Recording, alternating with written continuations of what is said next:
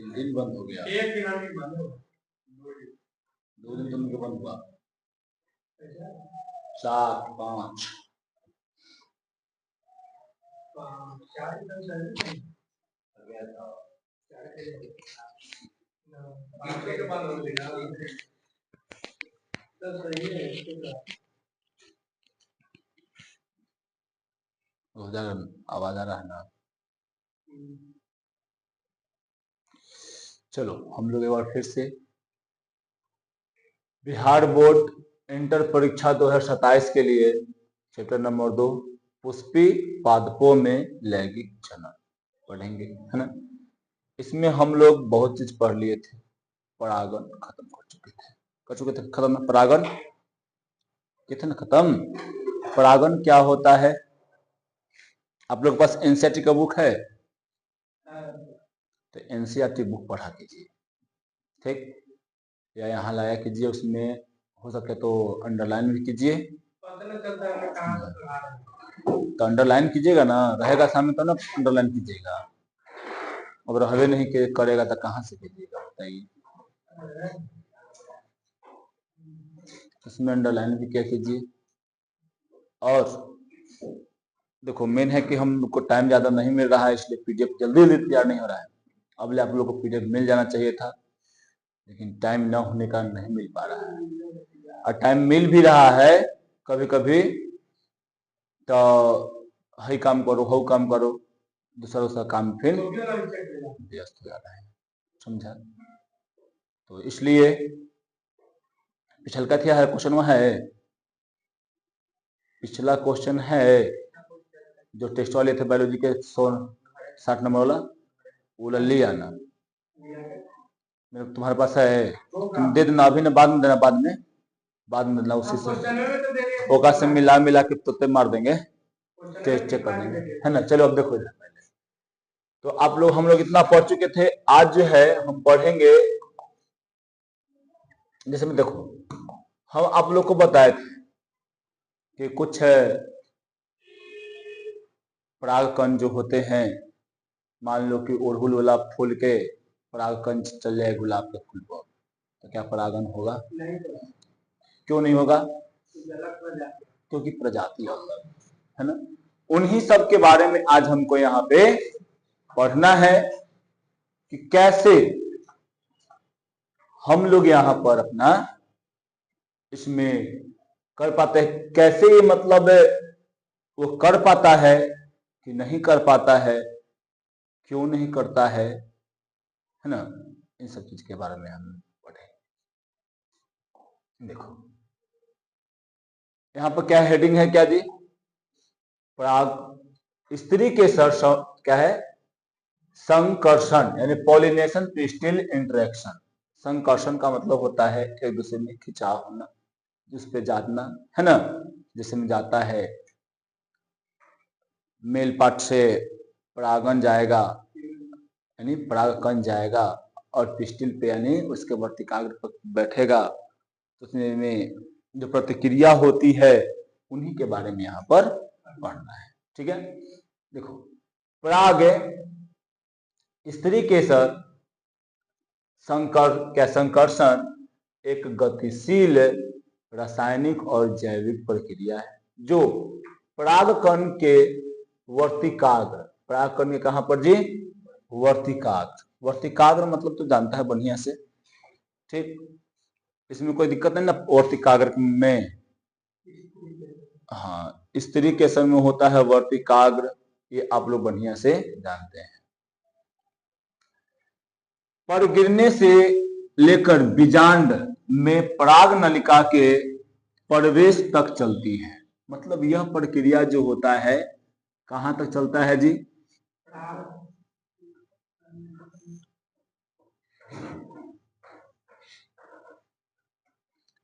यहां पर तुम्हारा ये क्या है, स्टिग्मा, स्टिग्मा ये है, स्टिग्मा वर्तिकाग्र है।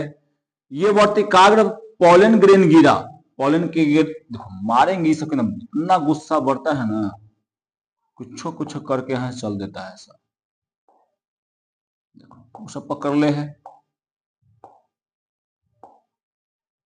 है ना। देखो समझा, यहाँ परागकण आया, परागकण आया यहाँ पर गिरा, ठीक, तो इस पर ये चिपका रहेगा और यहाँ पर क्या बनाएगा जी, ये पराग नली बनाएगा, पराग नली का, ठीक है, बनाएगा, ठीक। यह सुनिश्चित करता है कि केवल सही प्रजाति का परागकण ही अंकुरित होकर निषेचन करेंगे। और यहाँ पर स्टिग्मा, हम बताए थे कि स्टिग्मा में ये पावर होता है, ये क्षमता होता है कि वो किसी भी जाति के परागकण को पहचान सकता है, मतलब दूसरे वाला के अपना अलग पहचानता है, दूसरे वाला पहचान को अलग करता है। क्यों? क्योंकि अब हम लोग पढ़े हैं, डीएनए होता है सब में, जीन होता है सब में, है ना, तो वही डीएनए और जीन के आधार पर ये पकड़ता है, पहचान लेता है कि हमारा प्रजाति के है कि दूसरे के प्रजाति के है, समझे। तो यहां पर पहचान कर इसको, जिसको अगर मान लो कि इसका अगर नहीं रहता है तो ये नेग्लेक्ट कर देता है, इसको हटा देता है। और इसका हो जाता है, यानी इस जिस पे गिरा और इसी का रहा, तो ये अपने आप में एक इसको एक्सेप्ट कर लेगा और एक्सेप्ट करके पराग नली को बना देगा, ठीक है, कोई दिक्कत यहां पर नहीं, समझे ना। तो यही बोलता है निषेचन क्रिया तभी होता है, कब? जब ये सुनिश्चित हो जाता है कि वो एक सही प्रजाति का है, तब वो काम करना शुरू करेगा। यहां पर आदमी आया, हम जाने क्या स्टूडेंट है तो पढ़ाना शुरू करेंगे, अब स्टूडेंट नहीं रहेगा तो पढ़ाएंगे उसको, ठीक है। इसमें परागकण की पहचान, अंकुरन और पराग नलिका का बीजांड के और मार्गदर्शन शामिल है, समझे। अब देखो यहां पे परागकण की पहचान, स्त्री केसर यानी वर्तिकाग्र पर विभिन्न प्रकार के परागकण गिर सकते हैं, लेकिन केवल अपनी ही प्रजाति के यानी सही यानी संगत परागकण की पहचान करता है। वर्तिकाग्र क्या करता है जी, सॉरी, वर्तिकाग्र वही स्टिग्मा क्या करता है, सही परागकण को पहचान कर वो क्या करता है, उसको सही परागकण को पहचानेगा और तब उसको आगे में भेजेगा, तब वहां से एक अंकुरित होता है यानी जर्मिनेशन होता है, और जर्मिनेशन होकर क्या बनता है जी, पराग नली का निर्माण होता है। ऐसे नहीं होगा, ठीक है। देखो पहचानने गए उपयुक्त परागकण वर्तिकाग्र की सतह से पानी और पोषक तत्व लेकर अंकुरित होते हैं, जिसे पराग नलिका कहते हैं। देखो छोटी, हम बताए थे कि ये तुम्हारा है परागकण, क्या छोटी, परागकण।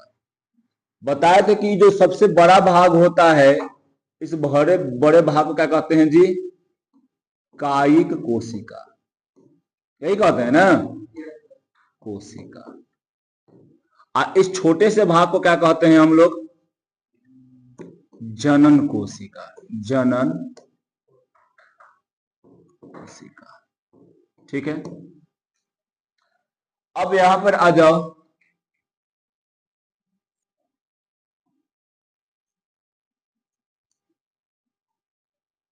गिर गया, आप देखो अब ये परागकण क्या कर जाएगा जी, चल जाएगा यहां पे वर्तिकाग्र पर गया, समझे।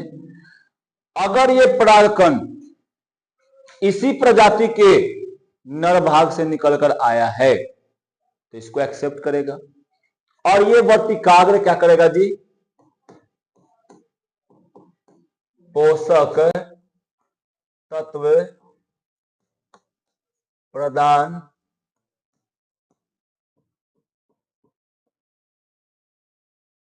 करेगा, ठीक है। क्या करेगा, ये पोषक तत्व प्रदान करेगा। ये पोषक तत्वों को लेकर क्या करेगा यहां पर जी, एक नली का निर्माण करता है, एक नली का निर्माण इस नली को हम लोग क्या बोलते हैं? पराग नलिका, है ना? समझ में आ रहा है? बताइए इधर देखो, पराग नलिका। और किससे, देखो ये पराग नलिका किससे बना? परागकण से। परागकण में कौन से भाग से? कायिक कोशिका से। ऑब्जेक्टिव आता है। क्यों? मारेंगे झापड़ से, रोड में तुम्हारा यही काम है, नहीं उठाना है। देखो इधर, तो यहां पर याद रखो, ये कायिक कोशिका किसका निर्माण करता है जी? पराग नलिका का निर्माण करता है। जनन कोशिका से यहां पर दो ही ठो नर युग्मक का निर्माण होगा। नर युग्मक, समझे? दो ही ठो नर युग्मक का निर्माण हो जाएगा। समझ में आ रहा है? बता इतना, कोई यहां पर दिक्कत नहीं ना? ठीक, ये ऐसे रहता है। ठीक, अब उसके बाद चलते हैं। बेकार ना आ गया घड़ी, बड़ा सवेरे आएगा। फिर गायल हल थी, आयल का हल थी, ड्यूटी करवावे वाला।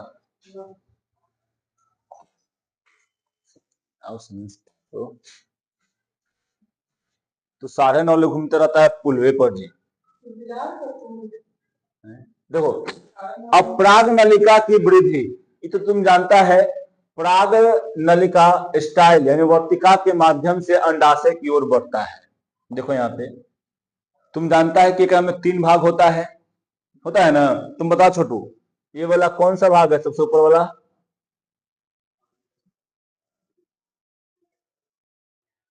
अच्छा नहीं आ रहा, बताओ छोटी। वर्तिका। तुम बताओ छोटू, इसको क्या कहते हैं? इस भाग को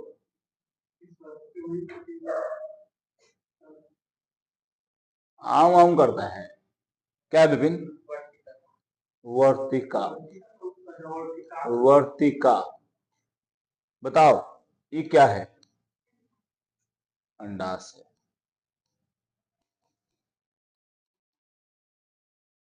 ये पारने के लिए आता है अंडाशय, समझे? अब देखो यहां कायिकी कोशिका किसका निर्माण करेगा जी? पराग नलिका का निर्माण करेगा। जनन कोशिका किसका निर्माण करेगा जी? 2 गो नर युग्मक का निर्माण करेगा। समझ में आ रहा है? बताओ, कोई दिक्कत नहीं ना? यहाँ पे सीधे याद रखना है, पहला में यही बताया है, अगर सही, पहले क्या करता है जी? देखो इस पे होता है कि ढेर सारा परागकण गिरते रहता है, तो सही प्रजाति का पहचान करेगा, अपने प्रजाति का पहचान करेगा, पहचान करके उसके बाद करता है परागकण का, सॉरी पराग नलिका निर्माण करता है। किसको से निर्माण का होता है पराग नलिका? कायिकी कोशिका से। ठीक, फिर इसी में इसके अंदर में क्या होता है यहाँ पर छोटे? यहाँ पर 2 गो नर युग्मक बनता है। समझा? ये किससे बनता है? ये जनन कोशिका से बनता है। ठीक, इतना याद रखना। अभी हम बताएं कि यहां पर जाता कैसे है।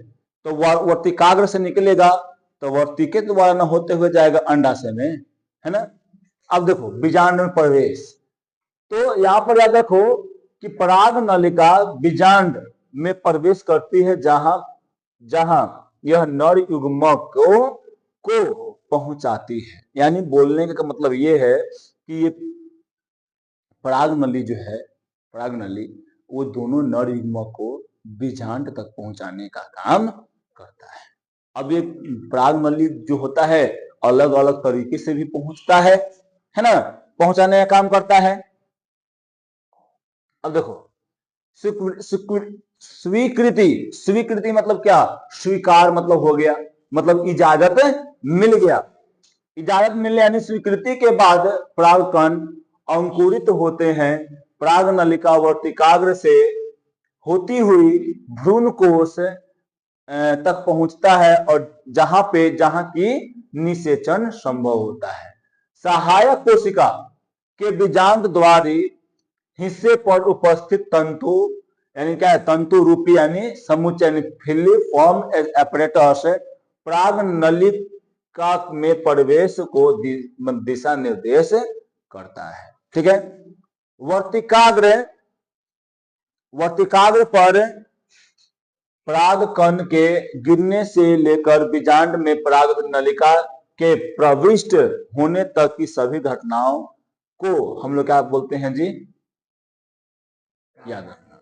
ठीक है, तुम याद रखना कि वर्तिकाग्र पर पराग कण गिरा और वहां से क्या बनेगा जी, पराग नली बनेगा। और पराग नली कहां तक पहुंचना चाहिए, बीजांड तक, यानी भ्रूण कोष तक पहुंचना चाहिए। उस घटना को हम बोलते हैं पराग स्टेरिलाइजेशन। ठीक है, कोई दिक्कत?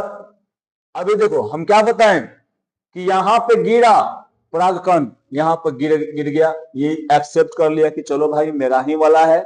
यहां शुरुआत हुआ, किसका निर्माण हुआ, पराग नली का। पराग नली का निर्माण हुआ, होते होते यहां पहुंचे। यहाँ पे देखो ये भ्रूण कोष है। ठीक है, यहाँ पर 3 है, यहाँ पर 3। अब तुमको बता दें कि यहाँ पर क्या होता है, फिलिफॉर्म होता है। यहाँ पर ऐसे तो प्रवेश कर जाएगा। जैसे हम देखो एक और फिगर पाते हैं,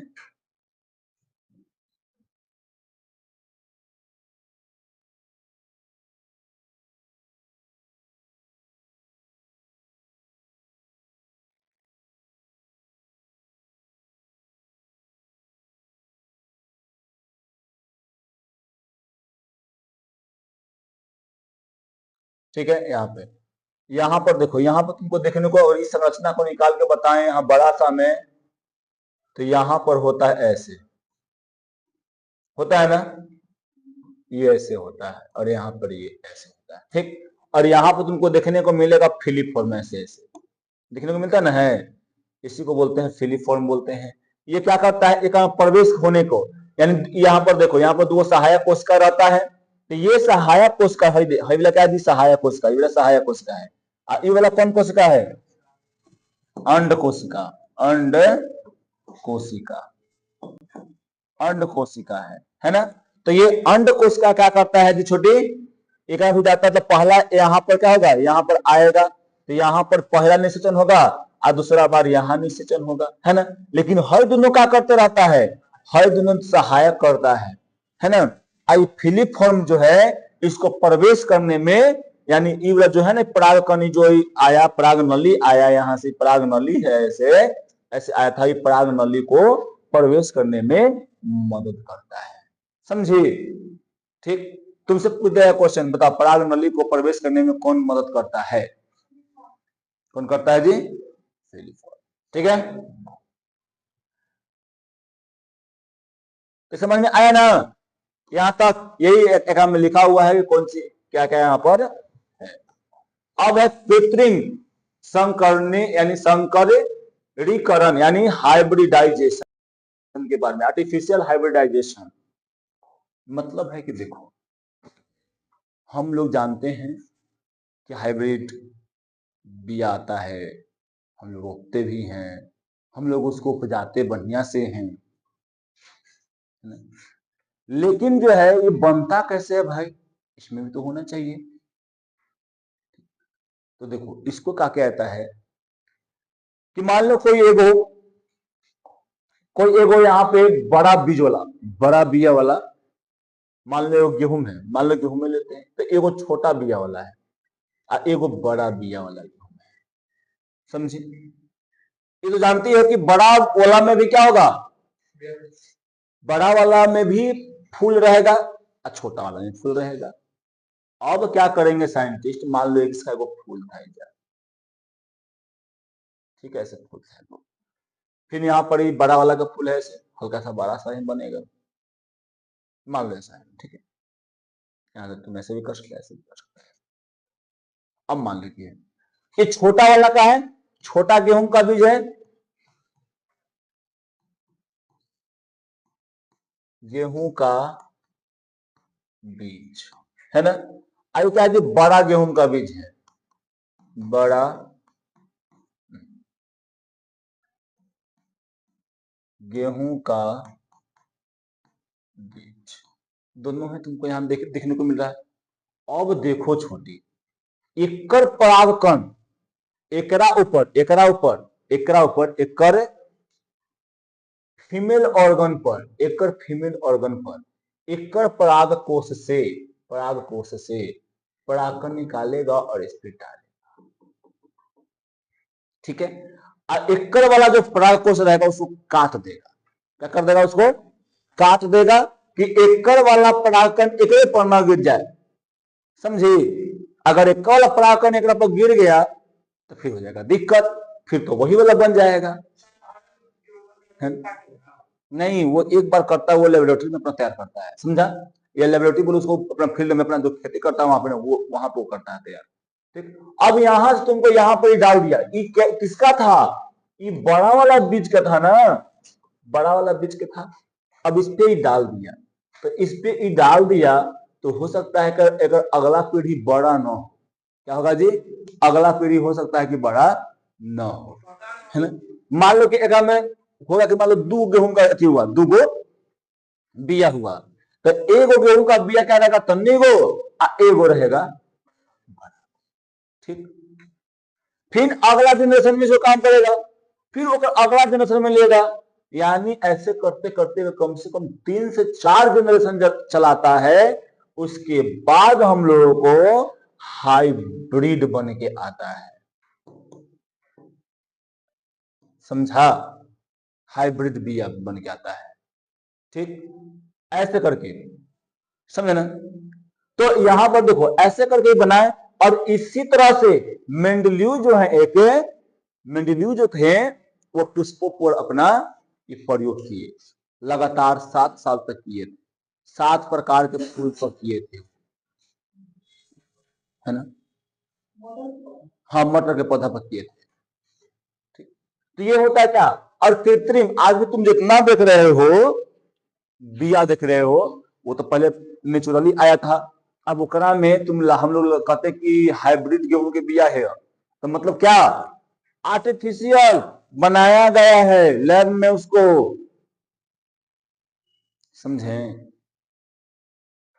ठीक, कृत्रिम संकरीकरण यानी आर्टिफिशियल हाइब्रिडाइजेशन एक ऐसी नियंत्रण प्रक्रिया है जिसमें 2 अलग अलग पौधे के श्रेष्ठ लक्षणों को मिलाकर उसमें एक नया संतान उत्पन्न किया जाता है। समझे? 2 को अलग अलग लेके नया संतान का उत्पन्न करते हैं। उत्पन्न फसलों को विकसित करने के लिए यहां पर क्या होगा जी? कृत्रिम संकरीकरण की विधि अपनाई जाती है। इस प्रकार के प्रयोग में यह सुनिश्चित किया जाता है कि अपेक्षित परागण को सही वर्तिकाग्र तक पहुंचाने दिया, है ना? यानी अब यहां पर देखो, यहां पर हम यहां पर किए थे ना, हाइब्रिडाइजेशन करवाए थे, तो देखो ये वाला बड़ा बिया है तो ये बहुत फलता है, तन्ने तन्ने को है, लेकिन बहुत एक में दाना लगता है। एक बड़ा बिया है लेकिन कम दाना लगता है। समझा? तो इसको करवाया, क्योंकि देखो तो अब अगला पौधा होगा ना, तो अगला पौधा में ज्यादा फले लेगा, अब बड़ा बड़ा भी रहेगा बिया। समझा? तो दोनों के उन्नत किस्म के यानी अच्छा वाला किस्म को ले लिया और लेकर यहां पर हाइब्रिडाइजेशन करा दिया। अब यहां से बढ़िया एक मिल जाएगा। समझा? एक नया प्रजाति का जन्म होगा। अब उसको साइंटिस्ट जो कि नाम दे दे। ठीक, अब देखो यह कार्य द्विलिंगी पुष्पों में विपुंसन द्वारा संपन्न होता है। विपुंसन मतलब जानता है? एगो के धर के काट दे, 2 गो, एगो फीमेल वाला है, एगो नर वाला, तो नर वाला के काट के हटा दो, एगो में से फीमेल वाला काट के हटा दो। एकल परागकण एकल पे आना चाहिए, है ना? यानी जो फीमेल वाला है अब मेल वाला है, तो ओकरा में से दोनों में से एक को तो हटा दिए, तो एक मान लो नर वाला बचा हुआ है, एक फीमेल वाला बचा हुआ है, तो एक में से क्या होगा? एक परागकण निकल के एक में जाएगा, जाएगा ना? अब जाएगा तो बताओ, ये बढ़िया किस्म वाला था, बड़ा वाला, चाहे एक फलीदार था, एकदम ढेर माने बिया लगता था एकरा में, ढेर माने बीज, अभी बड़ा बड़ा था, दोनों के लक्षण मिल जाएगा, तो अगला जनरेशन में क्या होगा जी? जो दाना होगा वो भी बड़ा बड़ा होगा, है ना। और जो फलदार होगा यानी जिसमें कम लगता था फल, अब वो कम ज्यादा फल लगेगा, ठीक है। तो विपुंसन क्या होता है यहाँ पर याद रखना कि यहाँ पर लिखा है विपुंसन के बारे में, है ना। देखो तो विपुंसन क्या होता है कि तुमको देखने को मिला कि वहां पे एक चीज को वहां से हटा देता है, ठीक है। पराग की प्रस्फुट से पहले पुष्प कलिका से पराग कोश को चिमटा की मदद से क्या करते हैं जी, वहां से हम लोग निकाल देते हैं। बता ना कि कोई एगो पुष्प लो और पुष्प क्या करो जी, हाँ, एकरा में से फलनवा में हई है, एकरा में हई रह देते हैं भाई, तो एकरा में हई था ना, इसको क्या करते हैं, वो कैंची लेके यहीं से काट के हटा दिए, ठीक, हटा लिए। अब एकरा में तो रहेगा नहीं, तो एक पराकन आएगा, एक पराकन नहीं आएगा। क्यों नहीं आएगा? क्योंकि पहले ही फूटे से यानी परागकण रिलीज करे से पहले ही इसको हम हटा दे रहे हैं। जब पहले ही इसको हटा दे रहे हैं तो एक पर जबे नहीं करेगा, तो सिर्फ पोलिनेशन होगा नहीं होगा। हाइब्रिडाइजेशन करने के लिए यानी हाइब्रिड बनाने के लिए कौन से परागकण की आवश्यकता होती है? तो क्रॉस परागन की होती है, यानी पर परागन की आवश्यकता होती है। क्यों? क्योंकि एक पुष्प बढ़िया वाला और दूसरा पुष्प को लेते हैं, ठीक, एक बड़ा वाला एकदम ढेर माने फड़े वाला, तो इन दोनों के अगर एक दोनों में अगर बताओ अगर एकरे से हो जाता तो बड़का बड़का बिया लगता नहीं, तो सेल्फ पॉलिनेशन से नहीं हो रहा है, स्वपरागन से नहीं हो रहा है, एकरा बस एकरा भेजना पड़ेगा हमको, तो ये क्या कहलाता है जी? क्रॉस पॉलिनेशन कहते हैं, ठीक है, कोई दिक्कत नहीं है आपको। अब देखो, विपुंसित पुष्पों को उपयुक्त आकार की शैली से क्या थैली से ढक दिया जाता है। इसके लिए सामान्यतः बटर पेपर का उपयोग किया जाता है। इस प्रक्रम को क्या कहते हैं जी? बैगिंग कहा जाता है ना। ऐसे में तुम देखना हम लोग करते हैं ऐसे, जैसे ही फल थे इसमें तुम देखेगा कि पपीता में फूल आता है ना, अका में हल्का भत्या होता है, धरने लगता है तो उसको बांध देता है लोग, समझा, बहुत जगह पे बांध देता है, चाहे केला वाला में बांध देता है, समझा, चाहे बहुत सारा और बहुत सारा तुमको फूल देखने को मिल जाएगा, कोई झांक देता है सब। क्यों झांकता है? क्योंकि वो का कोई अदर ऐसा ना आ जाए, उसको साइंटिस्ट अपना मन से करवाना चाहता है, ठीक, यानी जो अच्छा गुण वाला रहेगा उसको से ही उसको परागण करने के लिए वहां तो काम करता है, ठीक। याद रखना, जब वस्त्रावृत पुष्प का वर्तिकाग्र सुग्रहता को प्राप्त कर लेता है तब अपेक्षित परागण को संग्रहित कर उनसे वर्तिकाग्र पर छिड़कता है ना।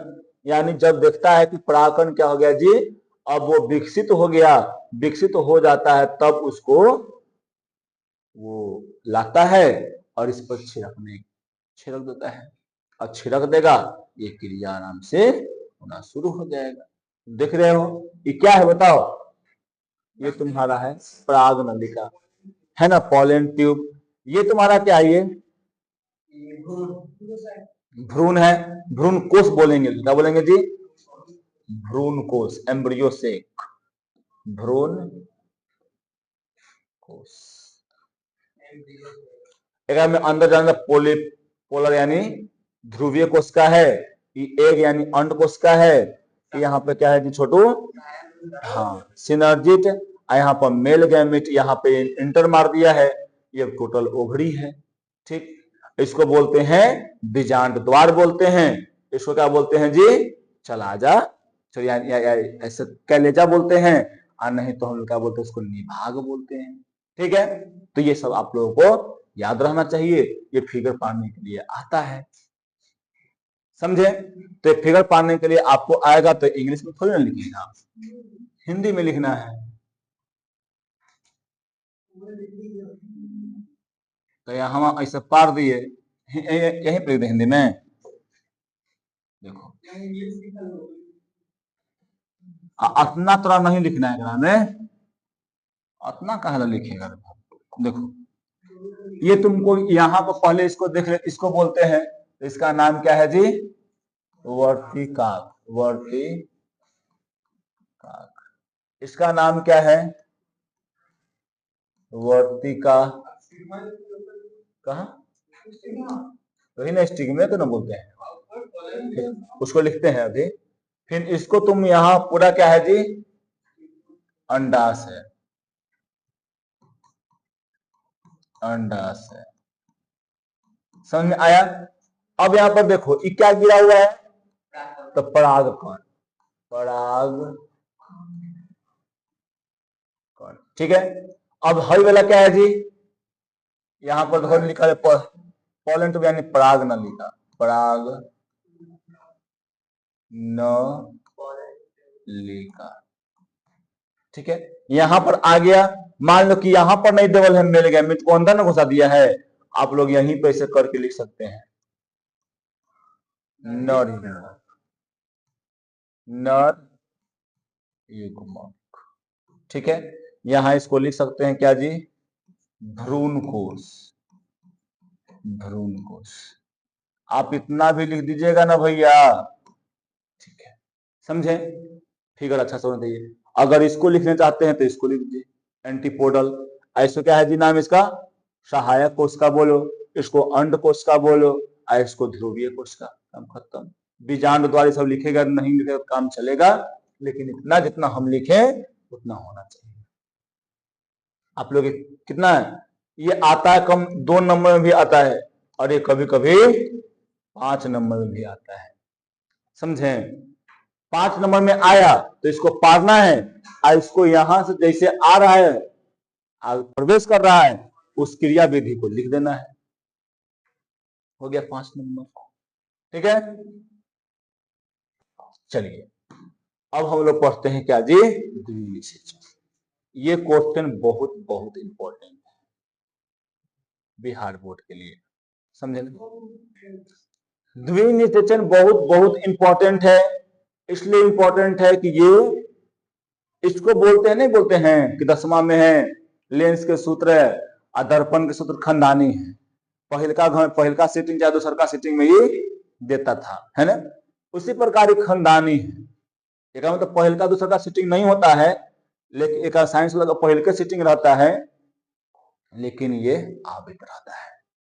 अथवा में करके आए, चाहे ये ऐसे ही, लेकिन आते रहता है, ठीक है। तो देखो द्विनिषेचन का मतलब क्या? नाम से क्या तुमको पता चल रहा है? द्वि मतलब 2, निषेचन का मतलब युग्मक का संलयन होना।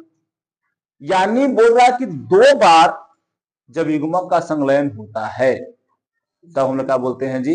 द्विनिषेचन। यहां पर तुमको देखने को मिलेगा छोटो फलनवा, एक में 2 को तो यहाँ पे नर युग्मक आ रहा था, तो एक आएगा जो एकरा से मिल जाएगा, अंड वाला से, अंड कोशिका से, और एक किसको से मिल जाएगा जी? ध्रुवीय कोशिका से।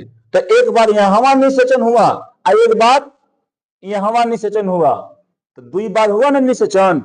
तो 2 बार निषेचन हुआ तो इसे क्या बोलेंगे? द्विनिषेचन बोलेंगे। बोलो छोटी, कोई दिक्कत है ना?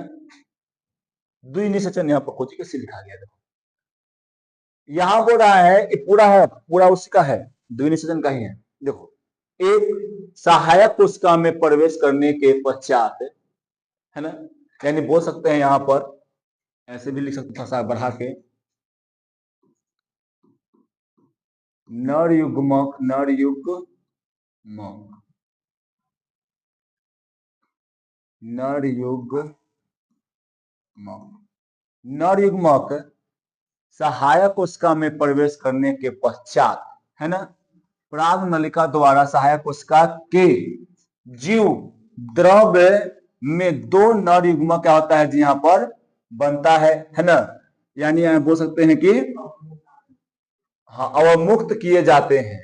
इनमें एक नर युग्मक अंड कोशिका की ओर गति करता है और दूसरा क्या करता है जी, केंद्र की ओर केंद्र के साथ संलयित होता है, जिससे युग्मक संलयन पूर्ण होता है, जिसके परिणाम स्वरूप एक द्विगुणित कोशिका युग्मक यानी जाइगोट की रचना होती है ना। दूसरा नर युग्मक क्या करता है, केंद्रक से, है ना, यानी दो ध्रुवीय वाला, यानी दो जगह में दो केंद्रक होता है, वहां पे वो गति करता है, गति करके यहाँ पर क्या करता है जी, त्रिगुणित, यानी एक में तीन गो न्यूक्लियस, सॉरी तीन गो क्रोमोसोम वाला यहाँ पे बनता है, यानी त्रिगुणित होता है। इसमें प्राइमरी एंडोस्टोम न्यूक्लियस यानी प्राथमिक भ्रूण भ्रूण कोष केंद्रक बनता है ना।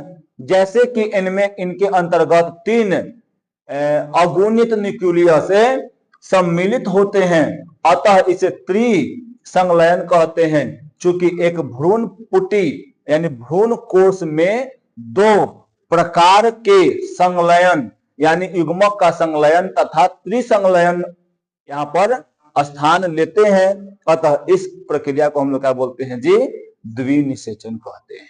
समझे ना। अब यहाँ पर देखिए, इसको हम लोग अपने से भी लिख सकते हैं। ठीक, कैसे अपने से लिख सकते हैं, देखिए लिखेंगे, जब परागकण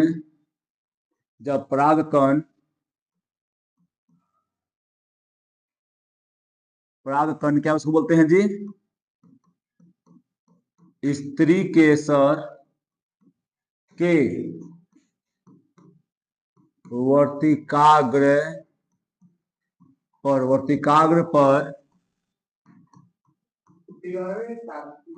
हाँ फिगर में लिखेंगे, गिरता है तो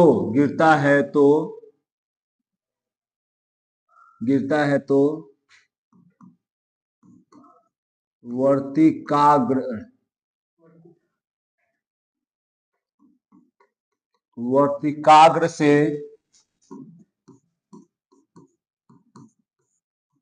पोषण लेकर पराग नलिका का निर्माण करता है। इसी पराग नलिका में दो नर युग्मक का निर्माण होता है। ठीक, इतना हो गया, नर युग्मक का निर्माण होता है। फिर आगे चलेंगे तो यहाँ लिखेंगे, एक नर युग्मक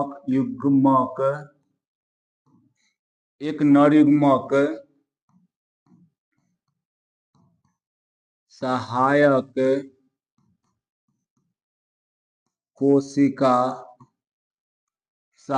कोशिका के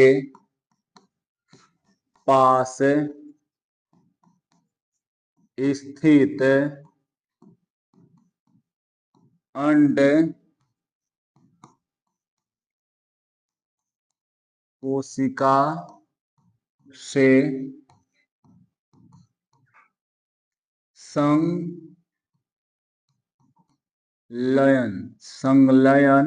संलयन करता है और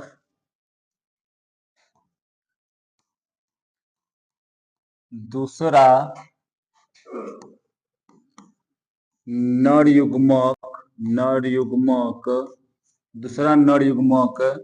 क्या करता है जी,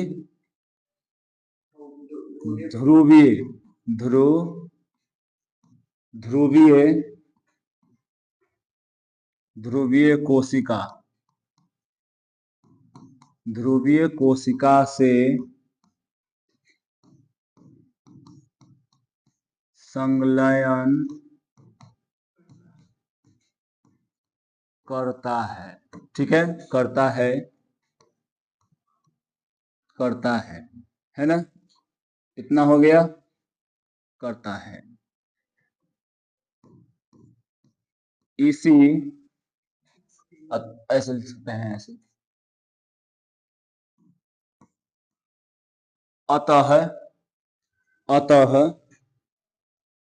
अतः इसमें 2 बार निषेचन की क्रिया होती है। अतः इसमें कितने बार होता है जी? 2 बार निषेचन क्रिया होती है। इसे ही द्विनिषेचन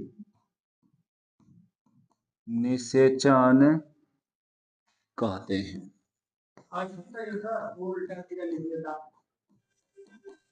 ठीक हो गया, इतना लिख दिए। अब ये लिख दिए, अब एकदम तुम्हारा क्या हो गया जी? वो थोड़ा सा लेंदी पड़ रहा था, है ना, यहाँ पर। ठीक, यहाँ पर तुम नोट करके क्या में और लिख सकता है ना, लिख देना। जब नरयुग्मक अंड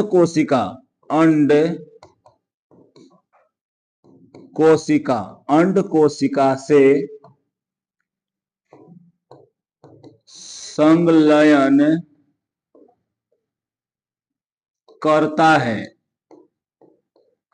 है तो द्विगुणित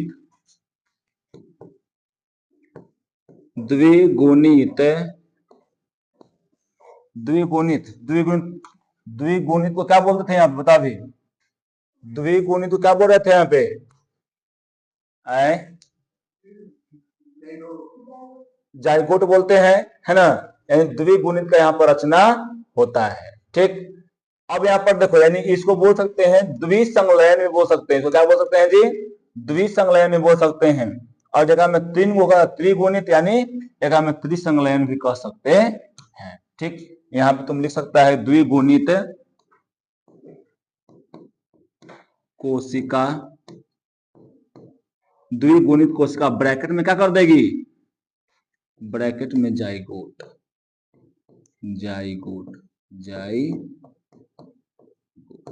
है ना, ब्रैकेट में जाइगोट कर देना है। द्विगुणित कोशिका तो द्विगुणित बनता है। हो गया ना? तो कैसे आसान है ना जी, एरा में कोई दिक्कत नहीं होना चाहिए। फिर उसके बाद तुमको यहाँ पर एक पॉइंट और करके लिख देना कि जब नरयुग्मक क्या करता है? ध्रुवीय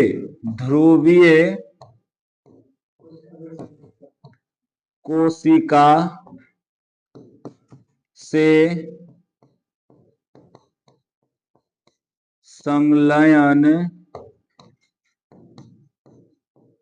करता है तो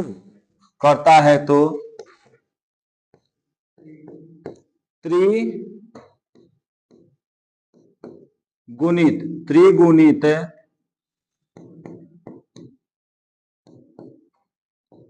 कोशिका का निर्माण करता है या बनाता है? निर्माण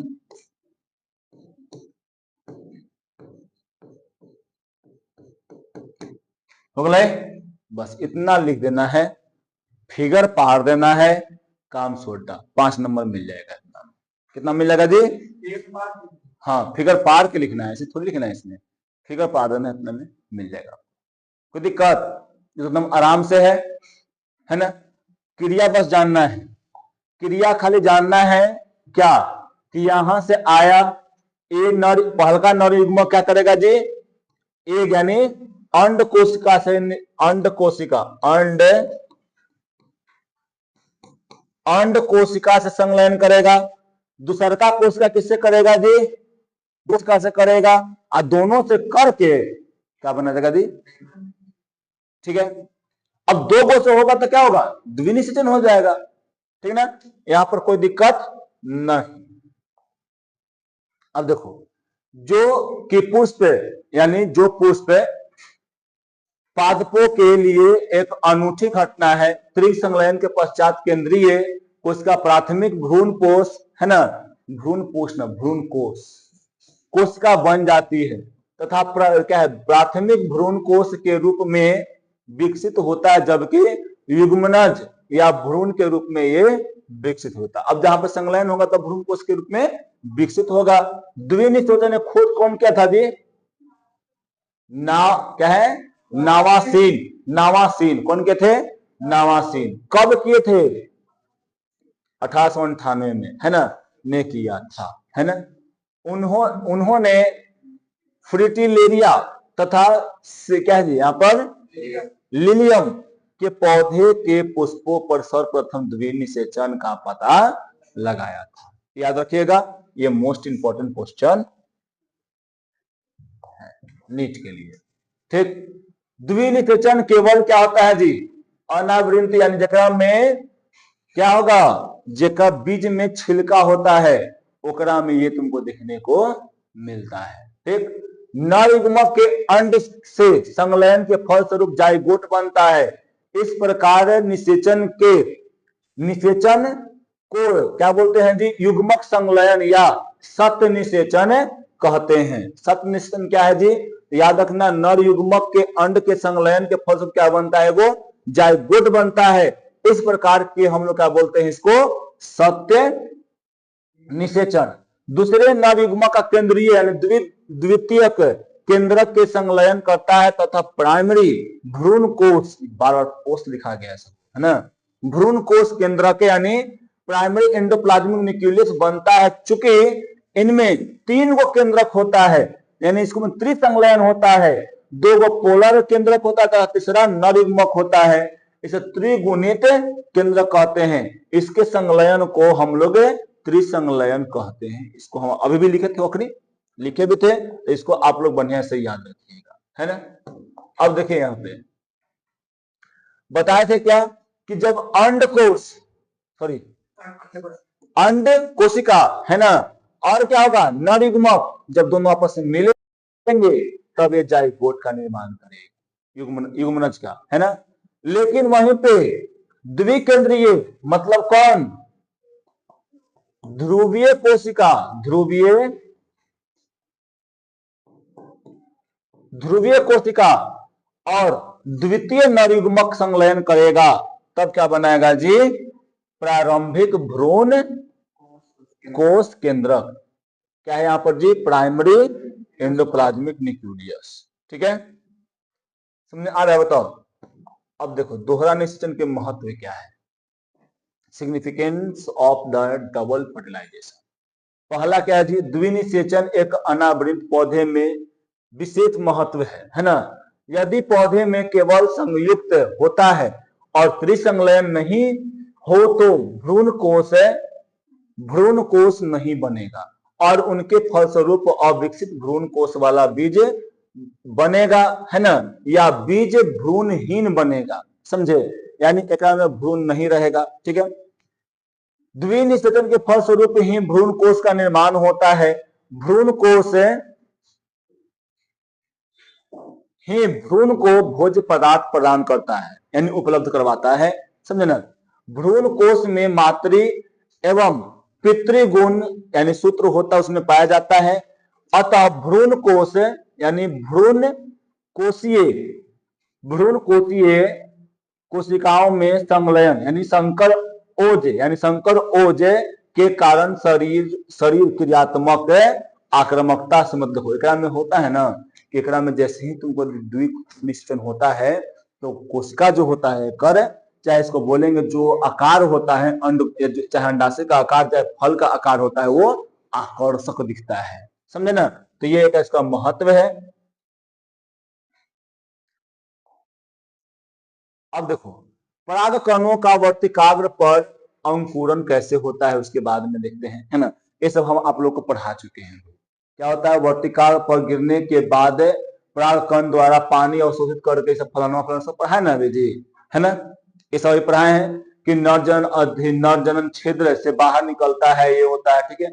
फिर उसके बाद देखो पराग नलिका को सर्वप्रथम इटालियन कौन देखे थे जी, एमिसिन ने, मतलब उस वो देखे थे, यहाँ पर इसको देखे थे, है ना। तो ये सब अभी ये वाला तो पढ़ा चुके हैं। इसको आप जानिएगा कि सर्वप्रथम जो है पराग नलिका को कोई मतलब वैज्ञानिक ने देखा था, चाहे उसको देखने की कोशिश किया था, वो कौन थे जी, एमिसी थे। कहाँ के थे जी, इटालियन थे, हाँ इटली के। सामान्यतः एक पराग कण से केवल एक पराग नलिका निकलती है। इस प्रकार की पराग नलिका को हम लोग क्या बोलते हैं जी, एक नलिकीय कहते हैं, है ना। अब उसके दो कभी कभी एक परागकण से ज्यादा मतलब पराग नलिका निकलती है, इसे हम लोग बहु नलिकीय मतलब कहते हैं। इस प्रकार की अवस्था किसमें तुमको देखने मिलता है जी, मालवेसी या कुकुर बिटेसी के कुल में तुमको देखने को मिलता है। एक वाला में तुमको मिलेगा सामान्यतः तुमको मिल जाएगा जो भी तुमको देखने को मिलता है इधर, है ना। लेकिन बहुनलिकीय वाला इसमें तुमको देखने को मिलेगा जी, तो यहाँ पर मालवेसी और कुकर बिटेसी तो कुल होता है, जिसका बहुत सारे पुष्प होते हैं, जगह में बहुत सारे फल होते हैं, है ना, उसमें यहाँ पर तुमको देखने को मिलता है, ठीक है। अब यह देखो यहाँ पे पराग नलिका यानी पराग नलिका द्वारा का बीजांड में प्रवेश। पराग नलिका का बीजांड में प्रवेश जो होता है वो अलग अलग यानी 3 विधि से होता है, याद रखना 3 प्रकार से होता है। पहला क्या होता है जी यहाँ पे कि बीजांड द्वार के द्वारा, जैसे मैं देखो यहाँ तुमको दिखाया गया है फिगर में, ये 3 प्रकार से होता है। एक तुमको देखो कि ये पराग पॉलन ग्रेन जो है जा रहा है कहां से जी, बीजांड द्वार से, है ना। बीजांड द्वार से जा रहा है, इसको बोलते हैं प्रोगैमी बोलते हैं, है ना। एक होता है कैलेजा, ये जो कैलेजा होता है यानी निभाग होता है, वहां से आता है पराग नलिका, तो इसको बोलते हैं हम लोग क्या बोलते हैं जी, कैलेजोगैमी, है ना। यहाँ पर देखो एक होता है बलगवा से जाता है, बलगवा से जाता है इधर में है, इसको बोलते हैं मिसोगैमी, ठीक ना। तो इसी के बारे में अभी हम लोगों को यहाँ पढ़ना है ना। देखो यहाँ पे इस प्रकार के पराग नलिका बीजांड द्वार से प्रवेश करती है, इसे क्या बोलते हैं जी, पोरोगैमी कहते हैं। यानी बीजांड द्वार के द्वारा अगर जाएगा पराग नली अंदर तब उसको बोलते हैं पोरोगैमी बोलते हैं। अधिकांश क्या जी, आवृत बीजी पौधे में पराग नलिका बीजांड द्वार से प्रवेश करती है, ठीक है ना। अब क्या जी, चैलेजा द्वार, अब देखो इसमें जो होता है हम बताए थे चैलेजा यानी कैलेजा भी बोल सकते हैं इसको, है ना, से होती हुई प्रवेश करती है, इसको हमें बोलते हैं क्या जी, कैलेजो यानी चैलेजोगैमी बोलते हैं, है ना। यह प्रकार जो होता है कुजुएरा इन या बड़ा झाऊ में पाया जाता है। ये सब क्या है, पुष्प है, ये सब में तुमको देखने को मिलेगा। बोला कि ऐसे आज तक नामों न सुन ली, है ना। बीजांड वृंत या अध्यावरण द्वार, जो अध्यावरण है, प्रायतः अध्यावरण क्या होता है, बलग में जो दीवार होता है उसको अध्यावरण कहते हैं, है ना। हाँ अब देखो अगर बीजांड यानी अध्यावरण के माध्यम जाता है, उस साइड से जाता है जिधर से अध्यावरण होता है, उस साइड से अगर जाएगा ये नलिका जाएगा, तब इसको हम लोग क्या बोलते हैं जी, अध्यावरण द्वार बोलते हैं, या इसको हम लोग क्या बोलते हैं, मीजोगैमी बोलते हैं, मिसोगैमी या मीजोगैमी बोलते हैं। कोई दिक्कत यहां पर नहीं। अब देखो अब सब चीज निषेचन सब खत्म, है ना। निषेचन जब हो गया पूर्ण रूप से, तब क्या होता है जी, याद रखना, जब बीजांड होता है ना, बीजांड से बन जाता है बिया, बीजांड से क्या बनेगा जी, बीज बनता है ना। और जो अंडाशय होता है, ये अंडाशय से क्या बनता है जी, फल, यही एक में लिखल है पूरा में, इतना से इतना में वही लिखल है ना। 2 लाइन का था। बीजांड से क्या बनेगा जी? बीज। अंडाशय से क्या बनेगा जी? फल। 10वीं में पढ़े हैं आप लोग, पढ़े हैं ना। बस आज के लिए इतना ही, समझे?